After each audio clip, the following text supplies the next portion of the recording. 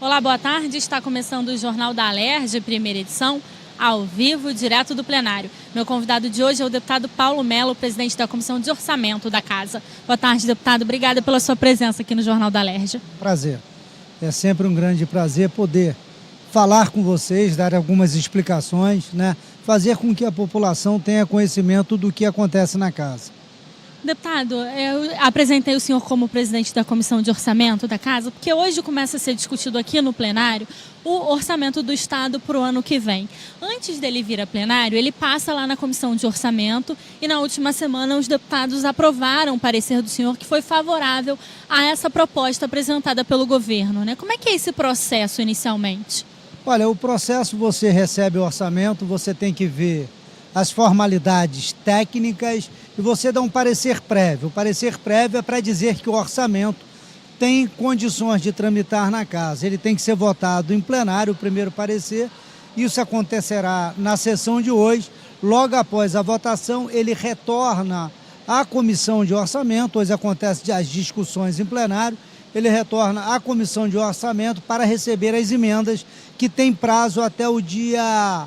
Nós temos prazo, se não me engano, até o dia 7 de novembro, para que as pessoas apresentem todas as emendas ao orçamento do Estado.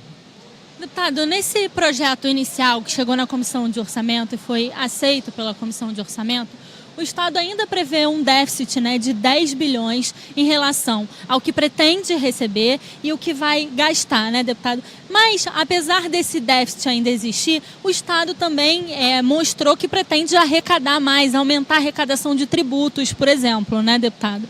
Não, Natália, é importante que a gente explique que, na realidade, a diminuição de aproximadamente 9 bilhões do déficit orçamentário se dá exclusivamente pelo termo que nós assinamos, pela recuperação fiscal, assinado esse protocolo com o governo federal, que vai fazer com que o Estado deixe de pagar o serviço da dívida, grande serviço da dívida, e isso vai fazer com que a gente tenha um encolhimento de nossas responsabilidades fiscais de aproximadamente 9 bilhões. O que nos dá uma esperança é que presenciamos o aumento do barril no mercado internacional. Há a perspectiva de os novos poços começarem a prospectar, em especial do pré-sal, e você também tem os campos maduros que estavam praticamente para serem fechados e que a Petrobras está negociando com uma empresa da Noruega para que esses poços voltem a ser explorados.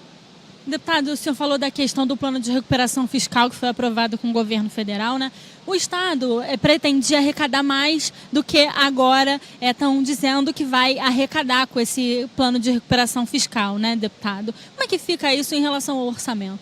Não, olha, tudo que o governo arrecadar mais, Natália, não tem problema nenhum. O governo arrecada, ele faz a suplementação orçamentária, a lei permite, ele também pode mandar mensagem para casa mudando o orçamento por excesso de arrecadação. Tudo isso é importante se o governo arrecadar mais para que a gente diminua o déficit fiscal. O nosso déficit é muito grande, não é nada trivial. A gente fala 10 bilhões. 10 bilhões são 3 bilhões de dólares. Quebra qualquer grande empresa multinacional. É isso que nós estamos convivendo todos os dias e que a gente tem que encontrar mecanismos para que cada vez mais o Estado possa diminuir esse teu grande déficit. Que o que acontece com um déficit desse? Cada vez mais você diminui aqueles serviços que são essenciais e que o Estado tem por obrigação prestar à sociedade. Deputado, em relação à arrecadação, esse projeto que veio para casa está mostrando que o Estado pretende aumentar em cerca de 7% a arrecadação de impostos, de tributos para o ano que vem, deputado? Isso já dá algum significado, já mostra, dá algum indício de que a economia pode começar a se recuperar? Natália, a economia é um conjunto, não é um fato isolado.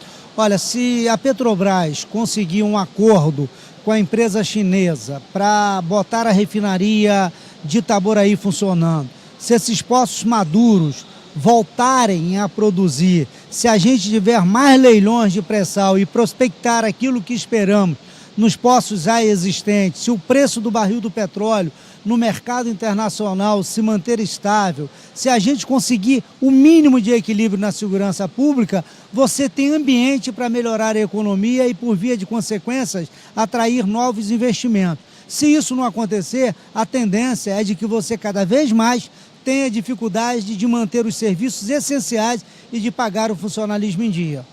Deputado, uma outra questão é em relação à Previdência, né, que continua sendo o maior gasto do governo previsto nesse orçamento, né, que chega a cerca de 22 bilhões, né, deputado, previsto para o ano que vem. Olha, as pessoas têm que entender um pouco por que a Previdência chegou a esse buraco. Antigamente, você não pagava o aumento que dava ao servidor ativo, aos inativos e pensionistas. Quando o Cabral assumiu o governo, ele passou a estender a todos os servidores do Estado o mesmo percentual de aumento.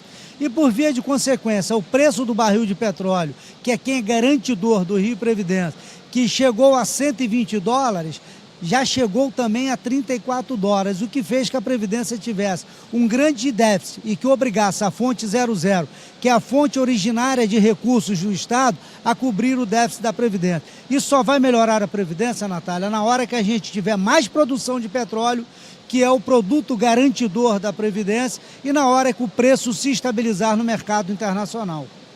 Deputado, queria agradecer muito mais uma vez a sua participação aqui no Jornal da Alerj. Muito obrigada pelas suas explicações sobre o orçamento. Boa tarde. Eu que te agradeço, Natália. Obrigado a todos pela paciência e pela tolerância.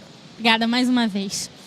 O projeto de lei orçamentária anual, que vai ser analisado daqui a pouquinho, vai ser aberto, na verdade, para discussão dos parlamentares. Os deputados podem se inscrever para discutir hoje e também na sessão de amanhã. Depois disso, ele volta para a comissão de orçamento, né? O projeto do orçamento volta para a comissão de orçamento e aí os deputados vão ter 5 dias para apresentar emendas a esse projeto. Depois, ela deve ser discutido numa reunião de líderes e volta novamente ao plenário para ser votado. Você acompanha ao vivo aqui pela TV Alerj, a partir das 3 da tarde, a votação desses e de outros projetos. Tudo que foi notícia no Parlamento Fluminense, você pode assistir na segunda edição do Jornal da Alerj, que começa às 9h30 da noite. E amanhã, a partir das 2h40 da tarde, eu estou de volta com os projetos da Ordem do Dia. TV Alerj, o canal do povo fluminense. Até a próxima!